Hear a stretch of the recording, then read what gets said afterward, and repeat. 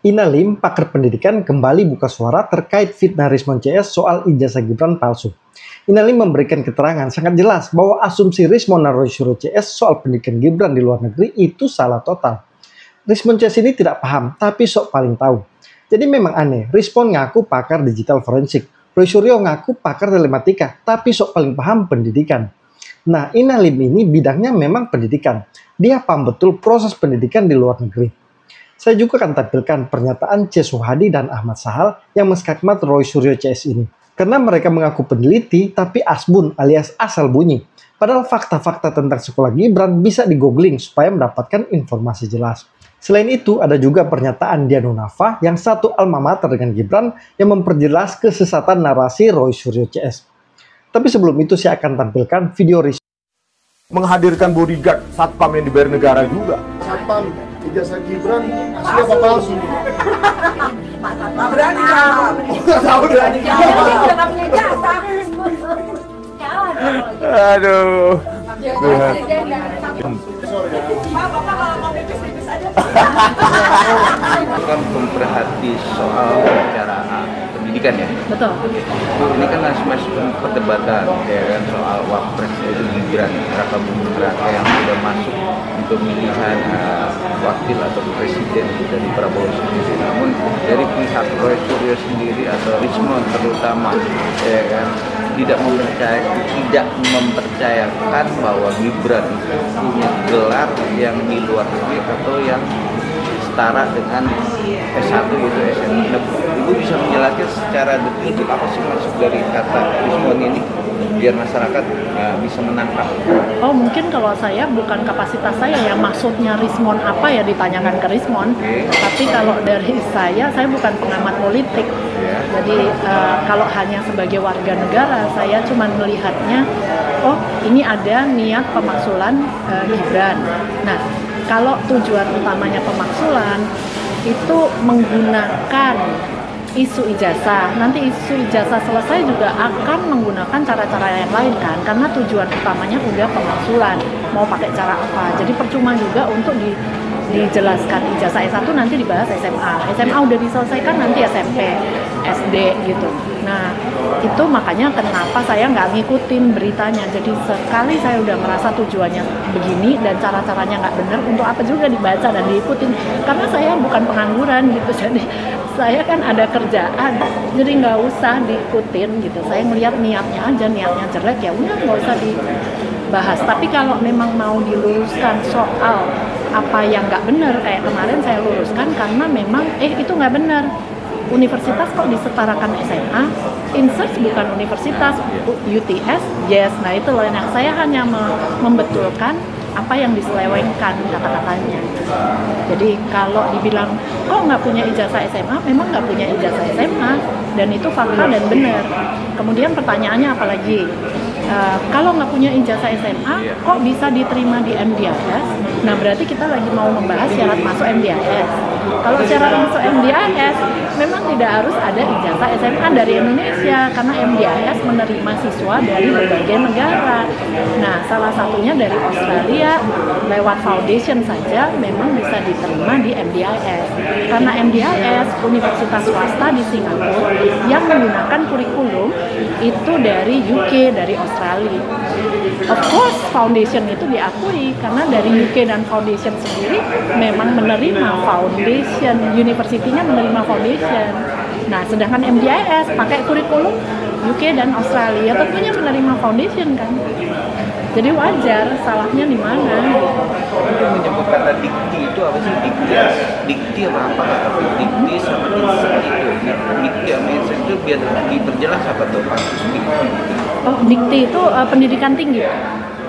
Dikti itu di sini, istilah dikti kan pendidikan tinggi. Kalau UTS itu universitas di Australia, di Sydney tempatnya, University of Technology Sydney.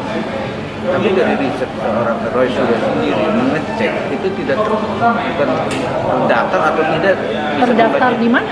di luar negeri. Oh, UTS itu universitas negeri, public university lah. Salah satu yang terbaik di Australia. Jadi maksudnya nggak terdaftar gimana? Kalau mau ngecek apakah UTS terdaftar di pemerintahan gitu, ya tinggal tanya ke kedutaan besar Australia. Lagi pula aneh kalau ijazahnya dianggap bahwa UTS atau insert nih. Nah itu yang harus, karena Mas Gibran kan nggak pernah ke UTS-nya, jadi untuk apa dibahas UTS-nya? Jadi kalaupun mau dibahas kan insert-nya. Insert itu college-nya, college pathway menuju UTS. Jadi supaya nggak rancu, karena ini omongan kan memang sudah sangat rancu ya. Orang membahas UTS, bukan UTS-nya. Lebih baik kata-kata UTS itu dikesampingkan karena Mas Gibran nggak pernah ke UTS. Untuk lebih gampangnya mungkin kita sebut insert-nya kan? Iya. Ya, insert bukan universitas. Kan udah Artinya jelas. itu berbeda ya, Bu? UTS sama insert. Insert itu milik UTS. Oke. Makanya branding mereka awalnya itu kan UTS Insert, tapi bukan UTS. Insert milik UTS gitu. Padahal itu UTS College, Insert College. Itu college sebelum masuk universitas. Tapi dia menyebut kata pemilihannya modelnya kayak kursus lah. Harusnya kan Bukan kursus itu, ada sertifikat kok, foundation. Jadi memang kita nggak punya. Makanya apa yang Indonesia nggak punya, bukan berarti itu tidak berlaku di luar negeri, kan memang berlaku seperti itu. Karena ibaratnya begini nih, saya katakanlah kita di bagian penerimaan UTS gitu ya, mau menerima, sekali lagi universitas di luar negeri itu banyak menerima siswa lulusan dari berbagai negara, dari Vietnam, dari Thailand, dari India, dari Indonesia. Nah, mereka semua sudah lulus, katakanlah lulus SMA atau kelas 11 gitu ya. Bahkan udah lulus SMA pun belum tentu bisa langsung diterima di tahun pertama universitas di sana. Karena katakanlah ada yang lulus dari Vietnam, nilainya 9. Tapi ada yang lulus dari Indonesia nih, nilainya 7 atau 8. Padahal kualitas SMA di Vietnam dengan kualitas SMA di Indonesia, kan kita nggak tahu. Misalnya saya pihak UTS, saya mau menerima siswa. Satu dari SMA di Vietnam nilai 9, satu dari SMA di Indonesia nilai 7.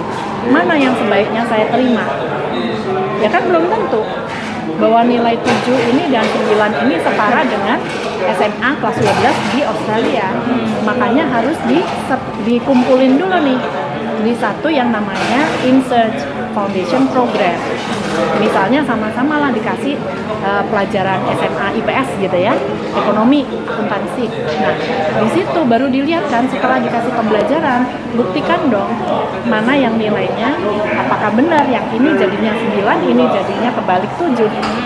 Nah, itu kan udah sesuai dengan syarat masuknya UTS. Berarti ini insert ini untuk menyetarakan kurikulum dari negara asal ke sini. Betul, matrikulasi makanya. Untuk persaingannya fair dong. Begitu udah dikasih 1 tahun, mendapatkan nilai berapa, berarti ya udah, itu yang standar kan berarti. Karena kan SMA-nya beda-beda. tapi kedatangan seorang Rismon ke Mendikdasmen kalau iya. sekarang. Nah, dia mendatangi untuk mempertanyakan soal ijazahnya Gibran sendiri sudah tepat nggak sih dengan dia mendaftar sebagai capres sendiri? Iya, sebetulnya kan nggak perlu. Ya saya bukan pengamat politik, silahkan cek di KPU syaratnya. Tapi setahu saya kan minimal SMA, minimal SMA. Kalau orang sudah punya S1, itu lebih tinggi atau lebih rendah dari SMA? Lebih tinggi. Kalau sudah punya yang lebih tinggi, untuk apa lagi dibahas yang lebih rendah? Jadi kalaupun mau disetarakan, dianggap setara atau enggak, yang disetarakan kan S1-nya. Kalau sudah setara S1-nya, untuk apa ada perlu penyetaraan SMA? Terus kenapa nanggung berhenti di SMA? Kenapa nggak penyetaraan SMP, SD, TK? Apakah itu syarat untuk menjadi presiden di Indonesia? Nah itu yang silakan pertanyakan ke KPU. Menurut saya aneh. Karena yang namanya syarat masuk biasanya yang diminta itu kan selalu ijazah terakhir. Ijazah terakhirnya kan S1. Ya kan? Untuk apa yang SMA-nya disetarakan? Nah ini yang aneh kan? Ya jadi tapi kalaupun untuk perbaikan penyetaraan yang tadi kita bahas, sistem penyetaraan di Indonesia ini belum selesai. belum final, masih banyak PR. Jadi kalau untuk perbaikan ke depannya, ya saya sarankan coba didiskusikan lagi gitu. Artinya pemerintah masih punya PR banyak untuk pendidikan. Belum di selesai Indonesia. Penyetaraan pendidikan antar negara ini belum selesai. Jadi masih terus berkembang. Tapi Mendikmen itu berhak gak sih mencabut ijazahnya Gibran ini? Maksudnya mencabut gimana? Soalnya di sini Gibran minta saja lah, Risma minta Mendikmen cabut surat ijazah wapres, ijazah sebagai wapres, dalam arti ya mengundurkan diri secara. Nah makanya yang tadi kita bahas sebetulnya tujuan utamanya kan kepengen pemakzulan, tapi dengan alasan yang ijazah dan lain-lain. Menurut saya ya silakan buktikan kalau memang ada yang diklaim. Saya nggak tahu apa yang diklaim. Bu, sedikit nih Bu, yang masih saya ingin tanyakan sebenarnya apa sih pentingnya ijazah yang dikeluarkan dari insert ini, tes insert? Kalau ijazah yang dikeluarkan insert pentingnya memang untuk melanjutkan ke perguruan tinggi. Makanya untuk bisa diterima di MDIS, kalau terakhirnya O-level itu ada matrikulasi tadi. Karena setelah O-level ambil foundation baru S1. Itu memang jalur yang biasa. Itu wajar banget. Dan itu wajar banget ya?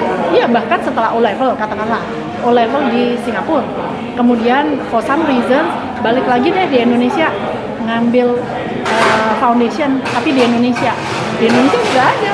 Jadi misalnya pulang dulu ambil foundation di Indonesia, kemudian balik lagi ke Singapura ambil MDIS, bisa aja. Banyak loh Bu di Indonesia, anak-anak Indonesia yang melakukan mungkin hal yang seperti ini juga. Ribuan. Nah jadi masalahnya begini, kalau sampai ini dipermasalahkan, ribuan atau bahkan mungkin puluhan ribu, saya belum mendata, anak-anak Indonesia yang selesai kelas 11 atau O-level, habis itu foundation, entah di insert atau di college lain, kemudian mereka kuliah. Suatu hari anak-anak bangsa ini pulang ke Indonesia, mereka mendaftar untuk jadi pejabat negara. Apakah artinya mereka semua nggak boleh? Kan ini bukan hanya, kalau yang dipertanyakan ijazah berarti bukan cuma Mas Gibran kan? Iya. Kalau yang dipertanyakan, diragukan dari luar negeri. Nyatanya ribuan anak-anak kita udah banyak melakukan itu. Jadi suatu hari nih, mereka pulang, berarti mereka nggak boleh jadi anggota dewan, melamar jadi pejabat atau apa. Dengan alasan tadi nggak punya ijazah SMA. Karena banyak sekali anak bangsa kita nggak punya ijazah SMA. Yang menempuh jalur foundation tuh banyak sekali. Tapi kalau inisiasi secara frontal kita menjawab Indonesia dengan luar negeri, untuk kata menembak ijazah itu ada nggak sih? Untuk apa? Menembak ijazah lah. Di luar negeri? Di luar negeri atau di Indonesia sendiri bisa, atau di luar negeri ya utamanya? Di luar negeri ya justru tergantung luar negeri, negara itu banyak. Tapi kalau negara-negara yang sudah maju, justru kemungkinan untuk nembak ijazah itu sulit sekali. Masalah integritas tuh levelnya di luar negeri tinggi sekali. Saya pernah kasih contoh ya, misalnya di bagian penerimaan mahasiswa di luar negeri, di Australia. Kemudian si bagian penerima mahasiswa ini punya kos-kosan. Jadi sambil dia menerima siswa dari Indonesia, kemudian kamu mau nggak ngekos di tempat saya? Itu aja dipecat. Karena konflik of interest. Nggak boleh. Integritasnya tinggi banget. Jadi kalau bicara kemungkinan nembak-nembak, ya maaf, itu di Indonesia yang praktek wajar. Tadi sempat kita ngobrol bentar. Kalau SMA nggak lulus di Indonesia, kemudian ke luar negeri foundation, for some reasons mungkin krisis ekonomi, sehingga dia harus pulang. Dia nggak punya ijazah SMA, kan? Dia belum lulus S1. Kemudian dia terpaksa melanjutkan universitas di Indonesia. Nah, bagaimana tuh caranya?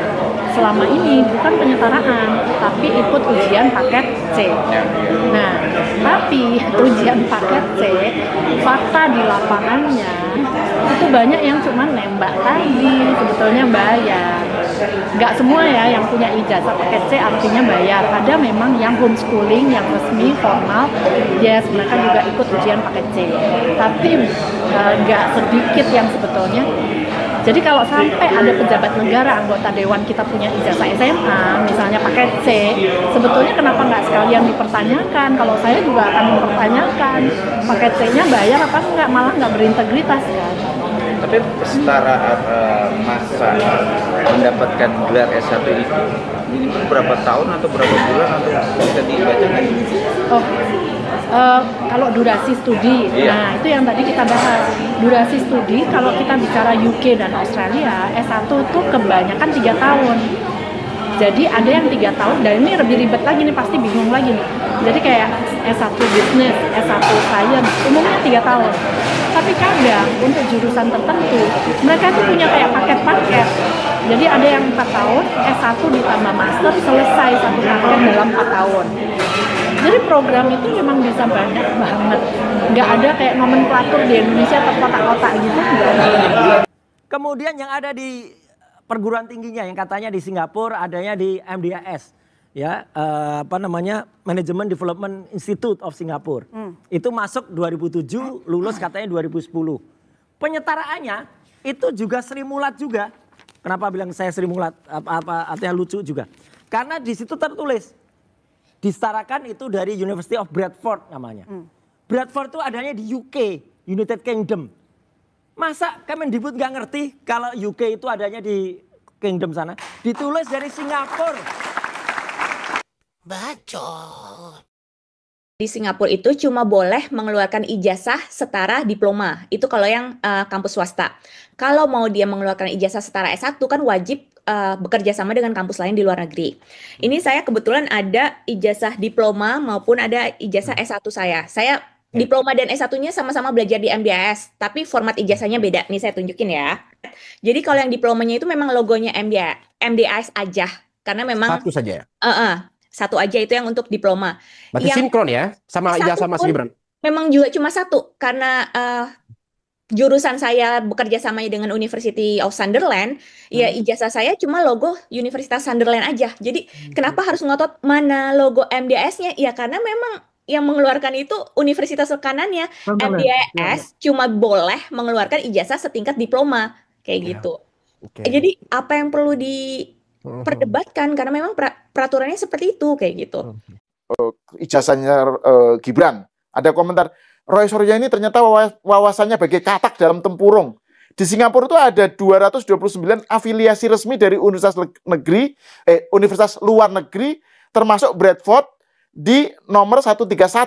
Ijazahnya ya dari Bradford, UK. Tapi lokasinya itu di Singapura gitu. Jadi gini aja kan gampang sekali dipatahkan, tapi kebohongan seperti ini begitu masif muncul, begitu sering di media mainstream. Nah, gimana Pak Suhadi membacanya ini? Karena Pak Suhadi sudah lama kita bicara soal narasi ijazah palsu ini, Pak. Tapi kan nggak beres-beres nih. Jadi, monggo Pak Suhadi, gimana ngelihatnya? Jadi, dalam konteks yang sekarang ini kan sepertinya yang mau bergeser nih.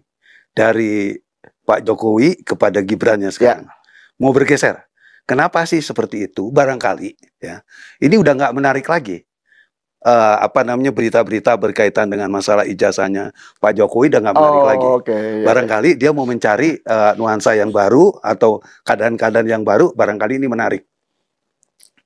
Kalau cuma melihat dari konteks dalam persoalan-persoalan seperti ini kan perbuatan-perbuatan jahat sebetulnya ya. Kenapa saya katakan ini perbuatan jahat? Masa sih seorang Roy Suryo berani-beraninya ngomong-ngomong seperti itu gitu kan? Ya, karena sekarang ya berkaitan dengan masalah fitnan dan lain sebagainya, ya terkait masalah ijazahnya Gibran yang dikeluarkan dari Singapura itu kan sebetulnya bisa di-googling dulu. Bener enggak dikeluarkan dari universitas tersebut?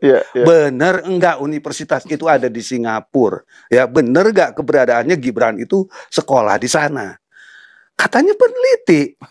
Kok main asal asbun gitu loh, asal bunyi gitu kan dalam persoalan ini. Ini yang kita sesalkan.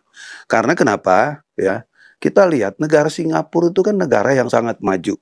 Baik dari segi peradaban, baik dari segi pendidikan, baik juga dari segi hal-hal yang sifatnya hukum ya dalam konteks ini. Mungkin dia hanya membayangkan bahwa apa yang udah di framing berkaitan dengan ijazahnya Pak Jokowi yang katanya dibuat di pramuka dan lain sebagainya, ya itu mungkin juga mau diterapkan di sini. Tetapi ini kan negaranya berbeda dalam kaitan ini. Singapura loh, ya, di mana penegakan hukum itu sangat luar biasa. Bisa dikatakan di sana zero KKN, ya, zero korupsi, ya. Kalau bisa dikatakan seperti itu di sana seperti itu. Jadi kalau dalam keadaan yang menurut saya ini seperti ini, itu nggak mungkin gitu kan, nggak mungkin lah itu dilakukan. Nah terus kemudian ini menarik nih bagi saya. Sebelumnya kan ada gugatan dulu nih, ya, ada gugatan nih dari seseorang. Ini pernah juga kita bahas di El Sinta berkaitan dengan gugatan ini, yang, ya, yang namanya Subhan kalau nggak salah ya. Itu nggak tanggung-tanggung, itu 125 triliun loh yang digugat. Waduh, luar biasa saya lihat dalam persoalan ini. Terus kemudian dia juga mengatakan kalau ini nanti dapat, kata si penggugatnya itu, ya, ini untuk negara gitu kan. Seolah-olah ya gugatan dia ini mempunyai kaitan kepada negara, gitu kan. Nah ini kan menjadi persoalan. Nah kalau kita lihat dari satu cerita berkaitan masalah gugatan tadi, terus dihubungkan dengan Roy Suryo, kok kayaknya nyambung. Ada kepentingan yang bersenyawa yang memang tujuannya merusak nama baik seseorang, gitu loh, ya. Gugatan kemudian memframing lagi di media mainstream, ya, berkaitan dengan masalah ijazah yang diduga oleh Roy Suryo ini palsu, gitu kan. Ini kan sesuatu yang menurut saya jahat. Menurut saya nggak benar gitu. Ya ini polanya agak mirip dengan yang itu ya, Betor dulu ya. Betor kan melemparkan isu soal pasar pramuka gitu kan. Terus dimakan sama Roy Suryo CS. Disebarkan juga. Ini juga gitu ya, ada gugatan terus disebarkan juga sama Roy Suryo CS gitu ya. Jadi istilahnya ya, supaya menjadi rame wilayah kerjanya, ya, ini ada dua tugas, ya, tugas yang menggugat. Kalau dulu Betor tugas yang mengatakan bahwa dia katanya bagian daripada pembuat ijazah itu, kalau ini orang yang menggugat dulu, dia yang kemudian meramaikan, memframing masalah ini gitu. Loh, kalau saya lihat seperti ini, tujuan Roy Suryo itu sebetulnya apa? Kok intelektualnya nggak dipakai? Karena kenapa saya katakan intelektualnya nggak dipakai? Tadi saya katakan kan, harusnya kan sebelum ngomong, sebelum bicara, itu kan mengkaji dulu data yang dia mau framingkan atau dia mau ramaikan itu benar nggak? Kan itu kan. Ingat loh, ini ada hukum di sini, ada undang-undang IT di sini gitu kan. Disiarkan secara nasional. Secara Pak, nasional. gitu. Ini bukti kemampuan Rismond dan Roy Suryo CS ini terbatas. Mereka tidak paham model pendidikan di luar negeri.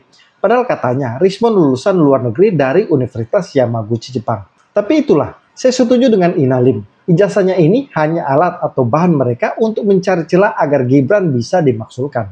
Jadi Rismond CS ini memang sepertinya ada penyakit hati.